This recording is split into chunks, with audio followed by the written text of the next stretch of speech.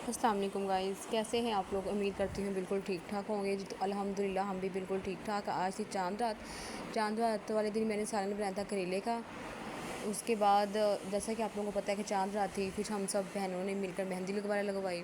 मेरी बहन जो है वो बहुत अच्छी मेहंदी लगा लेती है, तो उसने हम लोगों को भी लगाई और बाहर से भी जो लोग आए थे उन लोगों को भी लगाई। और सारा दिन हमारे घर बहुत ज़्यादा रश था, तो और रश के साथ साथ बहुत ज़्यादा गर्मी भी थी। तो लेकिन ये है कि उस बंदी की हिम्मत थी कि उसने सबको मेहंदी लगाई। उसके बाद फिर रात के टाइम हमने पूरे घर की सफाइयाँ वगैरह की, क्योंकि दिन में जितना रश था तो उसमें सफाई नहीं हो सकती थी हमारी। हमने फिर रात को सब पूरे घर की सफाइयाँ की।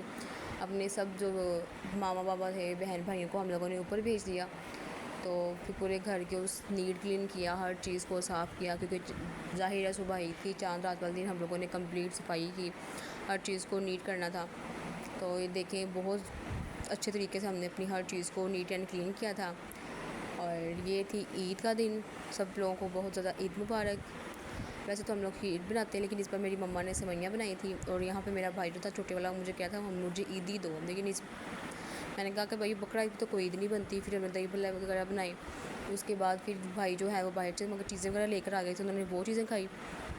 भटूरे थे, आइसक्रीम वगैरह थी, और साथ जो पापा मिठाई लेकर आए थे, हम सब बहन भाइयों ने फिर मिलकर मिठाई, मामा पापा ने मिठाई खाई। तो उसके बाद मेरी मम्मा ने दोपहर के टाइम गोश्त बनाया था, तो गोश्त वगैरह खाया हम सब लोगों ने बैठ के दोपहर के टाइम, सब पूरी फैमिली ने। तो ये जब मेरी मम्मा बना रही थी तो मैंने साथ साथ रिकॉर्ड भी कर लिया रेसिपी को। तो उसके बाद देखें, ये मेरी ये बनाने का था और ये इसकी फ़ाइनल लुक थी। और ये बहुत ज़्यादा मज़े का बना था। और कुर्बानी का गोश्त तो वैसे ही बहुत टेस्टी बनता है, तो उसमें वैसे ही अल्लाह की तरफ से, कुदरत की तरफ से बहुत ज़्यादा जायका होता है और बहुत टेस्टी बना हुआ था। खाने में बहुत मज़ा आया हम लोगों को। और मेरे से भी मेरी मम्मा के हाथ में भी बहुत ज़्यादा जायका है। मेरी मम्मा बहुत टेस्टी हर चीज़ बनाती है, तो खाने में एक मज़ा आ जाता है। तो उसके बाद शाम का टाइम था, मेरे पापा ने कहा मेरी मम्मा को मुझे टिक्कियाँ बना कर दो, कि मेरे पापा की माँ करवा के लेकर आए। तो मम्मा ने पापा के लिए टिक्कियाँ वगैरह बनाई। तो ये थी टिक्कियों की फ़ाइनल लुक। तो टिक्कियाँ भी बहुत ज़्यादा मज़ेदार थी, तो आप भी ट्राई कीजिएगा। और हमारे घर तो दो चटनियाँ बनती हैं, एक तो दही की बनती है और एक खुबानी की बनती है, क्योंकि मेरे पापा को जो है वो खुबानी की और इमली की जो मिक्स करके चटनी बनाई जाती है ना, वो बहुत उनको पसंद है। वो तो यही बनाते हैं अपने लिए। और हम जो बच्चे हैं, हम लोगों को तो आगे से दही की पसंद है, क्योंकि दही का भी अलग ही जायका होता है।